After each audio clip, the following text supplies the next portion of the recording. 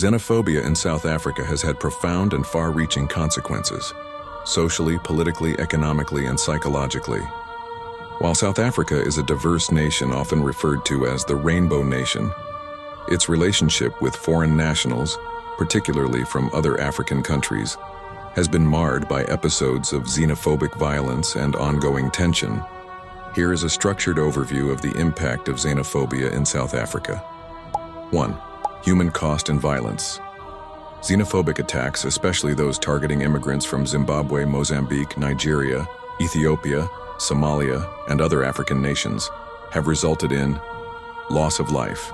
Major outbreaks, such as those in 2008 and 2015, left dozens dead and many more injured.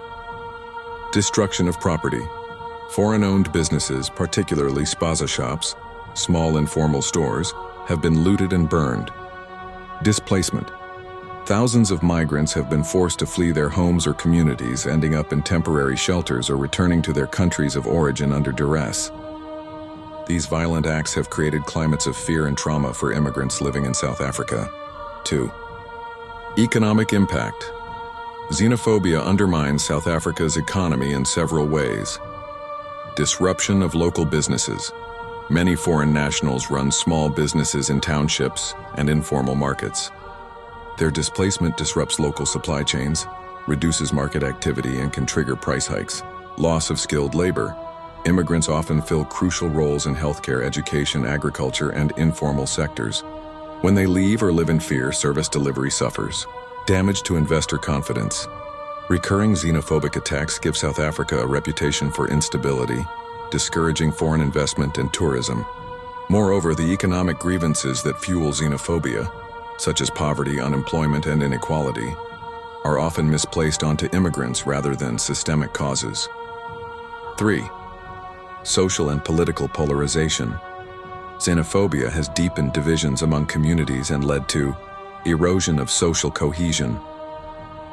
South Africans and foreign Africans often live side by side in townships, but xenophobia creates suspicion, fear, and hostility between neighbors. Rise of populist rhetoric. Some political leaders have exploited xenophobic sentiments to gain support, blaming migrants for crime, drugs, or economic hardship, without addressing structural issues. Distrust of law enforcement. The failure of police to consistently prevent or punish xenophobic violence leads to a sense of impunity. Victims often feel they cannot seek justice. This creates a vicious cycle. Fear leads to violence, which leads to more fear and division. 4. Regional and diplomatic fallout. Xenophobic violence has strained South Africa's relations with other African countries.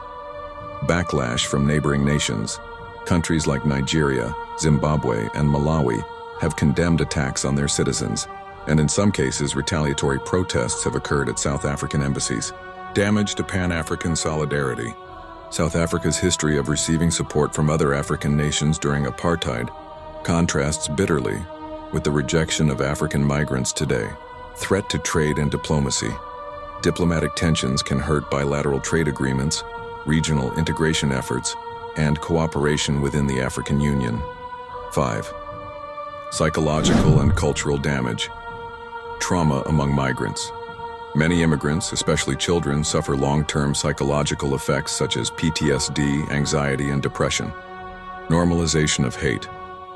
When xenophobic attitudes go unchallenged, they become culturally ingrained, affecting education, employment, and everyday interactions. Erosion of Ubuntu. The African philosophy of shared humanity, or Ubuntu, I am because we are, is undermined by the rejection of fellow Africans. Conclusion. Xenophobia in South Africa is not just a series of isolated incidents.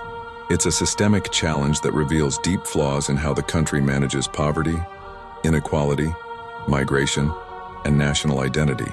Addressing it requires stronger government accountability and law enforcement, education campaigns to combat misinformation and promote social cohesion, economic reform to tackle root causes of frustration, like job scarcity and inequality, a reawakening of Pan-African consciousness emphasizing unity over division.